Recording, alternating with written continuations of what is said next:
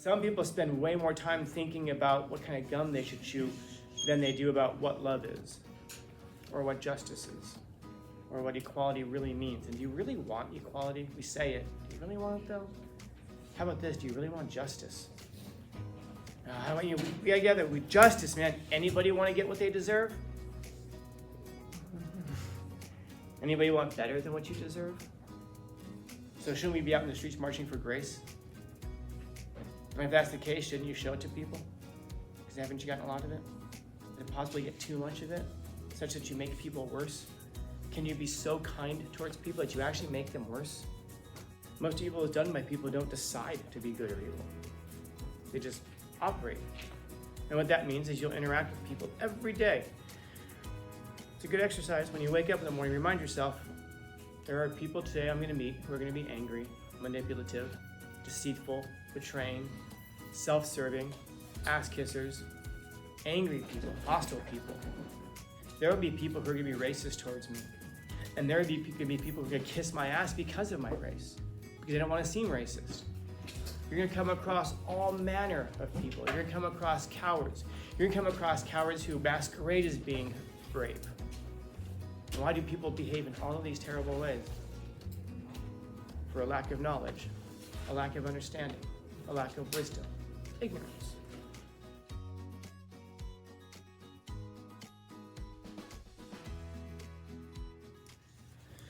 So of course it begs this question, why do we do evil? Maybe there's no evil people. Do you think my friend wakes up in the morning every day and says, I'm gonna do some evil today? Do you think he sits there and says, I'm gonna worship Satan because he's evil? No, he doesn't know any better. So do you think he's just stupid? No, people are ignorant of all kinds of things. I'm ignorant of 99.99999% of things in the world. There's a few things I know really, really, really well. And what I know well. But you're also looking at a guy with 2 bachelor's degrees, 2 master's degrees, a PhD, who cannot go grocery shopping because I can't figure that shit out. You don't get to have a mind like that and have everything even out, you know? You're looking at it, there's a whole bunch of stuff that I just simply don't get. I don't get why you can't talk to people certain ways, and now people getting all butthurt about it. I don't get that. Maybe I'm on the spectrum in some way. But when I come in here and I piss you off, am I trying to piss you off? No, of course not. Do I sometimes piss you off? Oh yeah. And I'll look and go, why are you so pissed off? And then you'll tell me why. I'll be like, that pisses you off? Yeah, the way you said it. All right, I apologize for the way I said it. I don't get that. And is it because I'm stupid? Yes. No, it's because I don't get it. I'm ignorant of things. People don't wake up in the morning deciding to necessarily be offensive, although there are those people, trolls, and there is something wicked going on there. But why do they do that? They don't know. They don't know any better. So much of what a lot of my students do, you do it at the complete detriment to yourself. You're harming yourself. You're hurting yourself. Some of you are quite literally killing yourselves. But do any of you wake up in the morning and go, I'm going to do some self-destructive shit today? No. And even if you do, and you say, you always have to grab the elbow when you do it. I just feel so bad about myself. I don't care about myself. I'm going to do terrible stuff today. Yeah, you say that. But do you really understand what it is that you're doing? I can put it in a perspective like this, and you can apply this to broader situations. I have a former student who tried to kill herself. Well, she didn't try. She tried, but she didn't try. You know what I mean? She took a bunch of aspirin. So what were you hoping? The toe pain would go? So there's an example right there. I don't mean to be offensive. I can see from some faces right now that's going to piss some of you off. But I hope you understand what I'm saying when I say that. So what happened? She puked up all the aspirin. So then she tried doing it with Vicodin. And then she puked up all the Vicodin. But the Vicodin tore up her organs inside. Some of us don't know that. We think from movies, I take a bunch of pills and I just go to sleep. No, you puke and you drown on your own vomit, or you turn aside and you puke everything up. And it all comes out of you anyway. It's very difficult to kill yourself with those things. But then that's not a challenge, by the way. All right, homework for this weekend. No. So then but in that process, she completely ruined a bunch of her organs. So when the medics took her away, she puked everything up. It was out of her system, but it tore up her organs. So then she was in the hospital for a few days, and the doctors were saying, we don't know if you're going to make it. Do you think she sat there and was like, oh, I hope not? No, she sat in the bed. I know this because I went to her hospital bed, and she looked at me. She said, Scanlon, I don't want to die. And I said, kind of late for that call, isn't it? And then she looked at me. She laughed. She said, better late than never? I said, we'll see, pending the test results. Obviously, she did survive. She's alive. But her organs, she has permanent damage on her body. She was 21 when she tried this. No, 22 when she tried this. She's now engaged. She just got engaged. She's going to get married. Met a great guy. Everything's turned around. And every single year in January, I message her. I have a reminder set in my phone to message her and just say, hey, so-and-so, I'm glad you're getting this message. This world is way better with you in it. And then she messages back and says something to the effect of, the world is way better now than it was back then, and way better than it was even last year. Things are going to be great. Why? Because she survived it. Do you think she really understood when she took those pills what it could do to her? No. Yeah. Theoretically. Oh, this could mess me up. This could... but now she took them and she knows. You know? Evil is like this. We do these things because we don't really know the impact it's going to have on us. We eat the foods that we eat, and we consume the media that we consume because we just don't know any better. We really think it's either fine or we think it's good. We don't really think about it. That's the problem, is that we don't think about it. It's just like going back to something that Joseph was saying earlier, when you're looking at love, I mean, how many of us really think about what love is? How many of us really sit there and think about what justice is?